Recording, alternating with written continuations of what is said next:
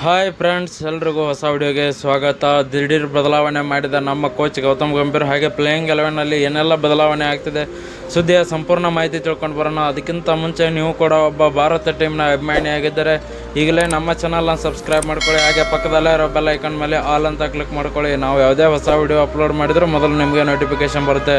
ಮೊದಲನೇದಾಗಿ ನೋಡೋದಾದರೆ ನಮ್ಮ ಕೋಚ್ ಗೌತಮ್ ಗಂಭೀರ್ ಅವರು ಒಂದು ದೊಡ್ಡ ಸ್ಟಾರ್ ಆಟಗಾರರನ್ನೇ ಹೊರಗಡೆ ಹಾಕಿದ್ದಾರೆ ಅಂತಲೇ ಹೇಳ್ಬೋದು. ಹಾಗೆ ಯಾವಾಗ ಆಟಗಾರನ ಆಚೆ ಇಟ್ಟಿದ್ದಾರೆ ಅಂತ ನೋಡೋದಾದರೆ ಅಭಿಷೇಕ್ ಶರ್ಮಾ ಅವ್ರನ್ನ ಇವತ್ತು ಡ್ರಾಪ್ ಮಾಡ್ತಾರೆ ಅಂತಲೇ ಹೇಳ್ಬೋದು. ಯಾಕಂದರೆ ಇನ್ನು ಮುಂದೆ ಬರೋ ಮ್ಯಾಚೆಲ್ಲ ನಾವು ಗೆಲ್ಲೋದಷ್ಟೇ ಅಲ್ಲದೆ ಸಿಕ್ಕಾಪಟ್ಟೆ ರನ್ ರೇಟಿಂದ ಗೆಲ್ಲಬೇಕಾಗುತ್ತೆ. ಆ ಥರ ಗೆದ್ದರೆ ಮಾತ್ರ ಸೆಮಿಫೈನಲ್ಗೆ ಹಾದಿ ಇರುತ್ತೆ. ಹಾಗಾಗಿ ಒಂದು ಪ್ಲೇಯರ್ ನೋಡೋದಾದರೆ ಅಭಿಷೇಕ್ ಶರ್ಮಾ ಅವ್ರನ್ನ ಆಚೆ ಇಟ್ಟು ಸಂಜು ಸ್ಯಾಮ್ಸನ್ ಅವ್ರನ್ನ ಇನ್ನಲ್ಲಿ ತೊಗೊಂಡು ಬರ್ತಾರೆ. ಹಾಗೆ ಇನ್ನೊಬ್ಬ ಪ್ಲೇಯರ್ ನೋಡೋದಾದರೆ ಬಾಲಿಂಗ್ ಲೈನಲ್ಲಿ ನೋಡೋದಾದರೆ ಬುಮ್ರಾ ಅವ್ರು ಇರ್ತಾರೆ, ಹಾಗೆ ವರುಣ್ ಚಕ್ರವರ್ತಿ ಬರ್ತಿರ್ತಾರೆ.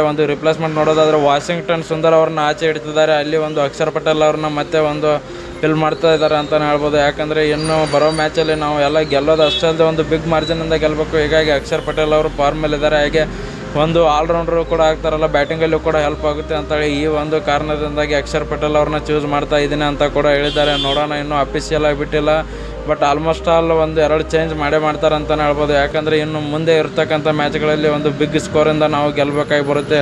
ನೋಡೋಣ ಇವತ್ತಿನ ಮ್ಯಾಚ್ ಜಿಂಬಾಬ್ವೆ ವಿರುದ್ಧ ಯಾವ ಥರ ಆಡ್ತಾರೆ ಅಂತ. ವಿಡಿಯೋ ಎಷ್ಟಾಗಿದ್ರೆ